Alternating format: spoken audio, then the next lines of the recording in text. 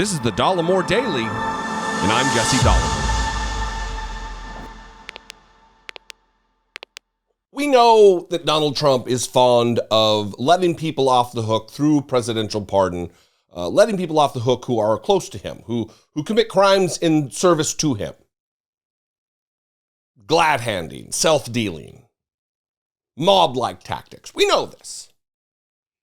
Last weekend, he signaled that if reelected, he hasn't even announced he's running yet, but if reelected to the presidency, he intends to give a blanket pardon to hundreds of insurrectionists who unsuccessfully attempted to overthrow the United States government, who attempted to usurp democracy, who attempted to overturn a free and fair American election. And now we're learning through intrepid reporting that this was not only an idea that harebrained scheme he came up with this weekend, he actually floated the idea while he was still president of offering a blanket pardon. Like, how would it even happen? How would they determine who gets the pardon? He wanted to pardon these people on his way out the door, which signals he knew what they were up to, and it would not bode well on him when they investigated these people,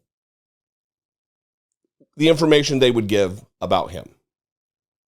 I'm going to read a little bit from this Politico article entitled, "Trump Considered Blanket Pardons for January 6 Rioters Before He Left Office." The previously unreported conversations show the former president, ex-president, wasn't simply musing when he floated pardoning the rioters if he runs and wins in 2024. In the final days of his presidency, Donald Trump seriously considered issuing a blanket pardon for all participants in the January 6 riot, according to two people with direct knowledge of the matter.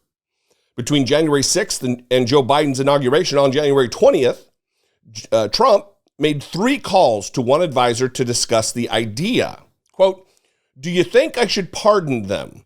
Do you think it's a good idea?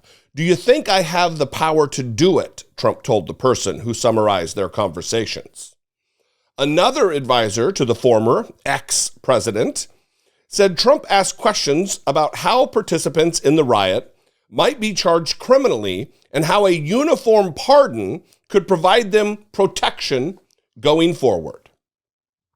Is it everybody that had a Trump sign or everybody who walked into the Capitol? Who could be pardoned? Trump asked, according to that advisor. He said, "Some people think I should pardon them." He thought if I could do it, these people would never have to testify or be deposed. That right there is the crux of the matter. Donald Trump was worried because why else would he pardon these people? There are all kinds of people who did wrong. Let's use Steve Bannon as an example. Steve Bannon was pardoned for charges related to a money-making scheme to build the wall. Remember, there was the veteran who started the Build the Wall GoFundMe, and a bunch of that money was misused, misappropriated, used for personal gain. Steve Bannon got the pardon, not the veteran, because the veteran doesn't have anything on Donald Trump. The veteran, unlike Steve Bannon, can't give dirt on the personal workings and interactions with Donald Trump. Steve Bannon got the pardon, not the veteran. These people, many of them, do know. They know what their motivation was. They know what their marching orders were. They can testify to Donald Trump's intent. The people who spoke with Trump were granted anonymity to describe their discussions frankly. The previously unreported conversations show that Trump wasn't simply musing when he told supporters at a Texas rally last weekend that he would consider pardoning people prosecuted for their role in the January 6th attack if he runs for president again in 2024 and wins. Even in the immediate aftermath of the riot, Trump was expressing sympathy for those involved and weighing how he could shield them from legal consequences. Quote, "If I run and win, We will treat those people from January 6th fairly, he said at the Saturday rally outside Houston. And if that requires pardons, we will give them pardons because they are being treated so unfairly.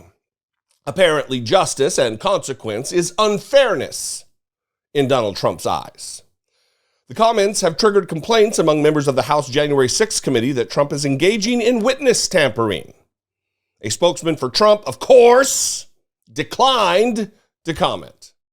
Because of course. Trump's consideration of preemptive pardons quickly hit a wall.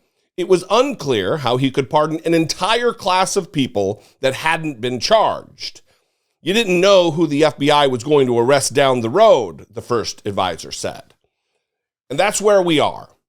That a man is considering another run for federal office for the most powerful position on the planet, President of the United States, who is willing to, not out of a duty to mercy and equal justice, but under a motivation of self-protection. That is why Donald Trump wants to give these people pardons. It's not because he's passionate about equal justice under the law. He's not passionate about sentencing guidelines. He's passionate about keeping his own ass out of a sling, without a doubt. What do you think, though? I would love to know. You can call, leave me a brief voicemail, 714-576-4054. Of course, you can email me, daily@dollemore.com. Thanks for all of your communication.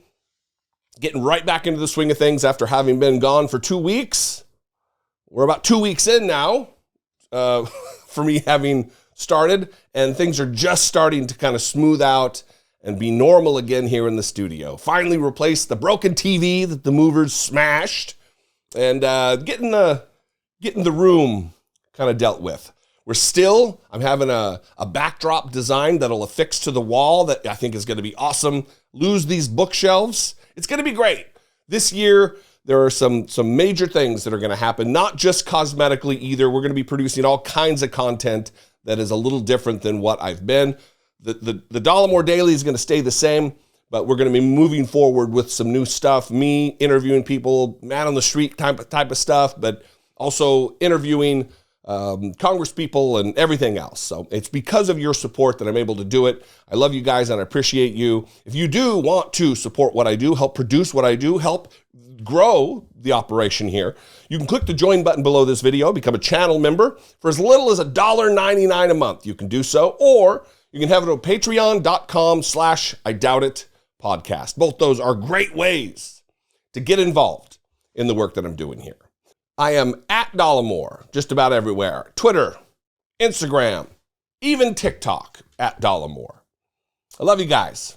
I appreciate all that you do, engaging with my content, the likes and the subscribes and everything else. So, I just crossed 350,000 subscribers, and that is absolutely because of your passion for justice and freedom and the American way and all of the buzzwords that people talk about. It is because of your interest in making our country a better place, your shared interest. Anyway, I'll see you next time. I love you guys. I appreciate you. Until then, be genuine. Take care of one another.